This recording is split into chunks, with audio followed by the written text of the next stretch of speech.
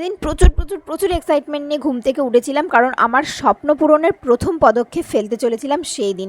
যদিও অনেকগুলো স্টেপ এখনও বাকি, প্রথম পদক্ষেপটা ফেলেছিলাম। তো সত্যি বলতে সেদিন প্রচুর একটা আনন্দ নিয়ে প্রথমে অটো, তারপর ট্রেনের স্টেশনে টিকিট কেটে ট্রেনে করে আমি চলে যাচ্ছিলাম আমার স্বপ্ন পূরণের।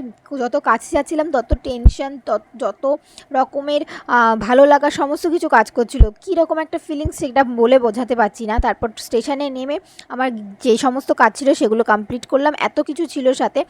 তারপরে দেখো বৃষ্টি পড়ছে বলে আমার প্রচুর আনন্দ হচ্ছিল, আমি একটু ক্যাথ মারছিলাম। তারপর ট্রেনে করে একটু খেতে যাচ্ছিলাম, আর আমার সাথে আরও একজন ছিল। আর এই যে আমার এই বন্ধু না থাকলে আমি কোনো পরিস্থিতিতেই এত জিনিস নিয়ে কখনোই ফিরতে পারতাম না। প্রচুর করেছে আমার জন্য। তারপর একটু খাওয়া দাওয়া করেছিলাম, যেহেতু আমি বিরিয়ানি মানে ভাতটা খাচ্ছি না, তাই আমার অল টাইম ফেভারিট মোমো খেয়ে নিয়েছিলাম। মোমো খেয়ে আবার ট্রেনে করে ফেরার ছিল।